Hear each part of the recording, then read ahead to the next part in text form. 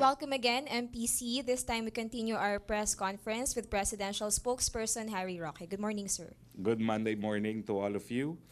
Monday good news. There was a 9.8 increase in the 2017 dividend remittance from government-owned and controlled corporations, reaching an amount of 30.45 billion.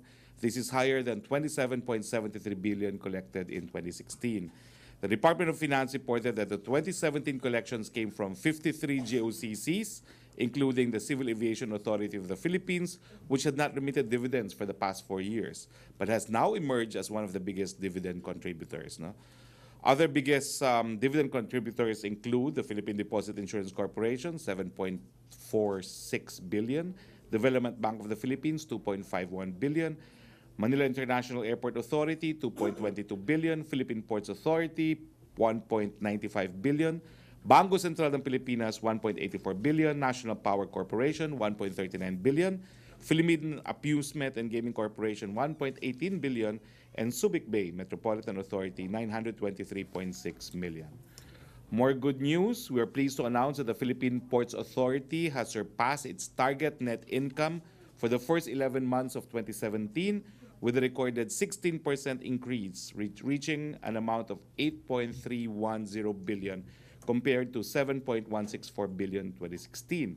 PPA noted that total revenues increased by 6.71%, amounting to 13.846 billion compared to 12.976 billion in 2016, with NCR South, Batangas, Davao, Bataan Aurora, and Surigao as the top 5 revenue earners. We commend also the hard work of the Department of Trade Industry in providing assistance to micro, small, medium enterprises through its Kapatid Mentor Me program, which generated 2,663 graduates last year. This program aims to help MCMEs sustain and scale up their businesses through 10 weeks of coaching and mentoring by business owners and practitioners in different functional areas of entrepreneurship, such as marketing, financial management, human resource management, and operations management. Okay? We hope to increase the number of graduates by 5,000 by adding a new program on coaching, which will allow the MSMEs to be coached by local mentors in negosyo centers for 2 to 3 hours. Further good news, we are pleased to announce that 175,000 farmers benefited from free crop insurance program, which with claims amounting to 1.9 billion in 2017.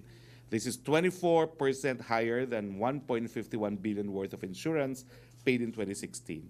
To further strengthen support to farmers and fisher folks, the Philippine Crop Insurance Corporation aims to increase the beneficiaries of the insurance program by 32% from 1.5 million farmers covered with free insurance crop in 2017 to 2 million farmers this year. Farmers and fisher folk listed under the registry system for basic sector in agriculture will be given priority in availing of the program. Questions, which I'm sure you have a lot of. Okay, questions? Pierre Wow, Nada, wala na. Rappler. Different issue. Okay. Sir, on the Verifiles report alleging that President Duterte and his daughter did not declare 100 million in investments, sir, will the president finally issue a waiver allowing BPI to release his bank transaction history, seeing as these accusations continue to persist because he has not really done so? Pia, we can't comment on hearsay. The reality is the law says that bank statements are in fact confidential, and you need a report or a request from the Anti-Money Laundering Council to get copies of these statements. When Verifiles asked me for my comment, how could I comment when the documents are not authenticated? The whole story hinges on bank documents which they could not have had obtained copies of. So in the same way that I can't comment when I was asked by Vera, what can I say now? Prove first that the statements are authentic. Then I will comment. For now, kwento kunchero. But sir, based on supposed hearsay, the president already promised to issue a waiver. So he actually did want to comment on it, except that the supposed waiver is too specific and, given the new details in this report, no longer valid. So will he issue a new waiver? The president has said that during the elections, he has already issued the waiver. It's there. Now, what he has said is he will never issue a waiver in response to Senator Trillanes' request. No? Now, I'd like to underscore the fact that all these bank statements are rehashed from stories that Senator Trillanes alleged initially during the elections, which until today have not been proven because it is impossible to authenticate these so-called bank documents. Sir, but these are new allegations because there are new details. For example, this now includes a new branch in BPI and also includes specific numbers. Hindi na po to yung 211 million, but bank transfers which show that they failed to declare between 44.25 million to as much as 85.73 million from 2006 to 2014. So, Let me be very clear. If the banks will attest that those bank statements are true, we will comment. Until such time, kwentong kutsero, chismis. Okay, next question. Any I question? challenge them. Come up with certification from the banks that the statements are genuine. Then we will comment.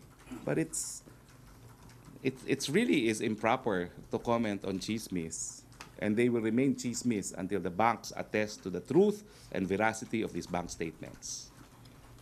Okay. Follow-up question on that or other issue? Ted Tavera. Microphone, please.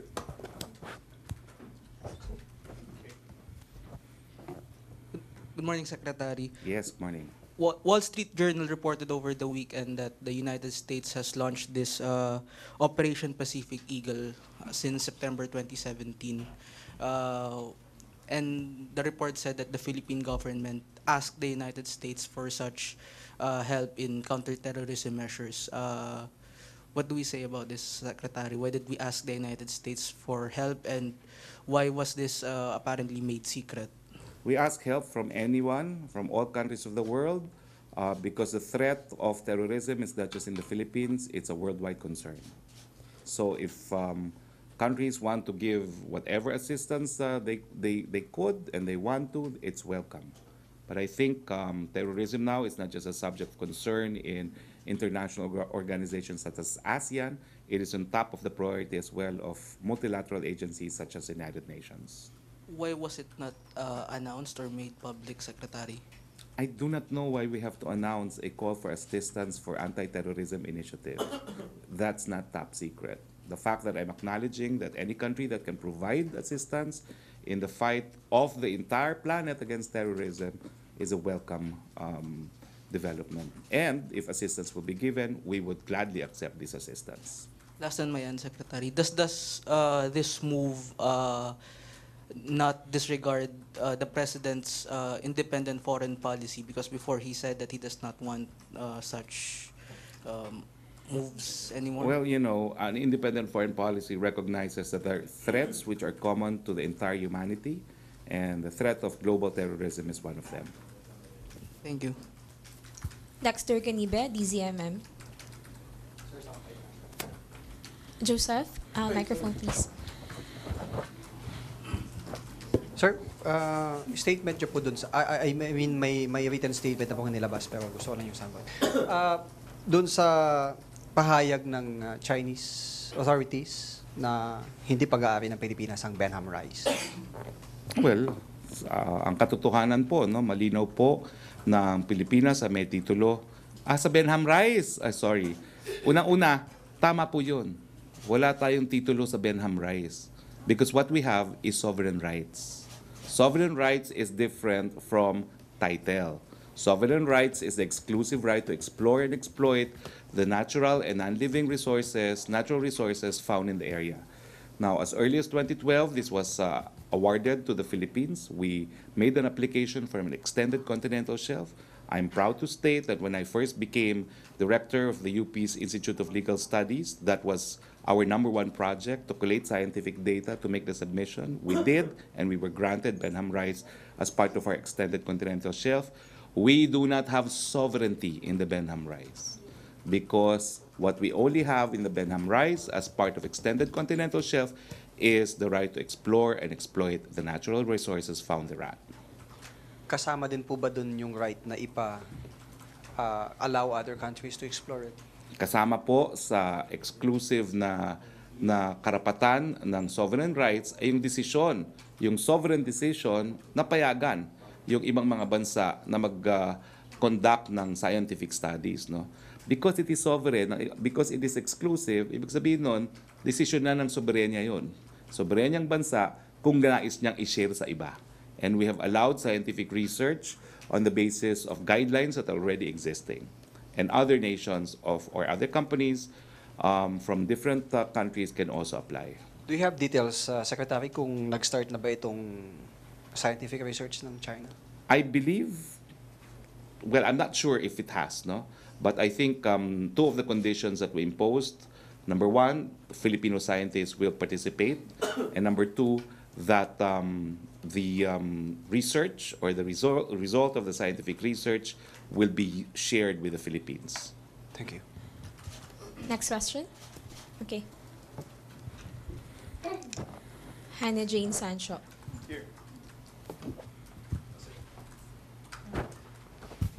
Sir, good morning. Good morning. Sir, regarding po dun sa, may directives po ba yung Pangulong Duterte na nakarating sa kanya yung sinabi ni Joma Sisa na tinatawagan niya lahat ng mga kabataan na gumawa ng mass protest against kay Pangulong Duterte po. Nakarating na po ba ito sa Pangulo at kung may binigay po ba siyang directives regarding this po? Again, we don't attach too much importance on Joma Sison. I hope he has enough grandchildren to heed his call.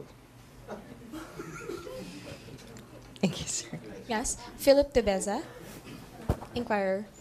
Follow-up lang, sir. He's calling on the youth to emulate the riots similar to the first quarter storm of 1970. Sorry. Problem with Joma Sison is he's stuck in history. He never moved beyond the first quarter storm. Thank you, sir. Any follow-up question on that? Follow-up? Okay. Next question, Rose Cause. Reaction lang po sa statement ng NUJP and ng PPI na ang nangyayari po ngayon sa Rappler is simula pa ng maraming banta against media organizations critical of the Duterte administration. Napapagod na po ako magkomento na hindi po press freedom issue yung nangyari sa Rappler. Usaping salapi po yan. Usaping salapi, fundraising initiative na sabi ng SEC ay labag sa ating saligang batas. Tignan na lang po natin kung may ipapasara tayong mga media outfits dahil critical sila sa gobyerno. Tignan na lang po natin kung may mangyayari sa Rappler.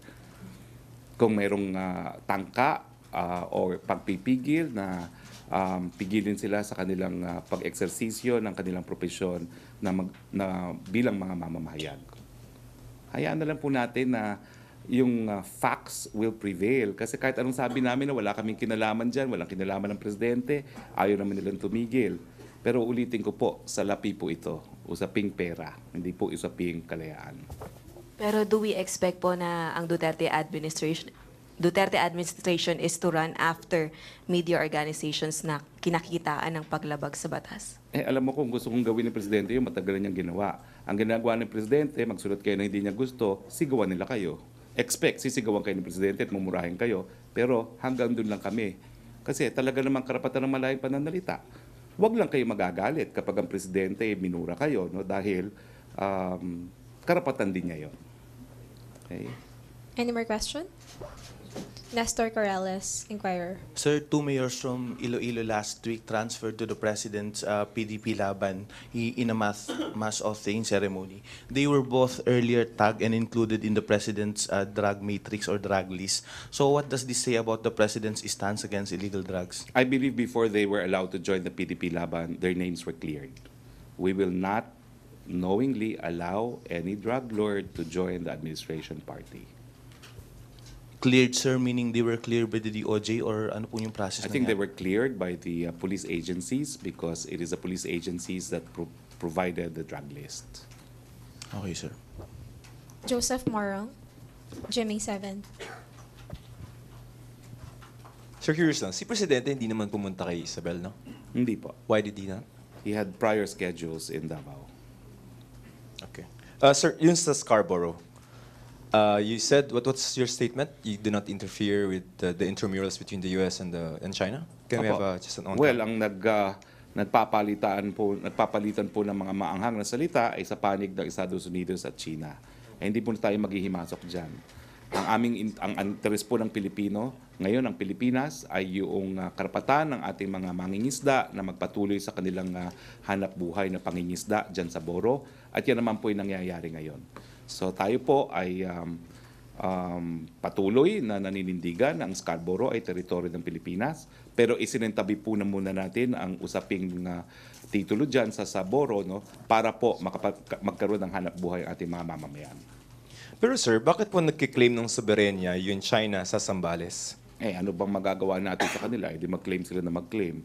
Pero tayo po, malinaw na malinaw ang lahat ng ebidensya na nagpapatunay sa ating soberenya. Is that objectionable, that claim? Well, pabayaan mo silang mag-claim, no? Ang basehan naman nila, historic waters, at meron naman pong desisyon ang International Law of the Sea Tribunal. Which said that they did not have historical rights over Which that. says that there's no basis for historical waters under the UNCLOS. Yes, Philip? So, sir, where do we draw the line on Chinese actions in the South China Sea? I do not know what you mean by that.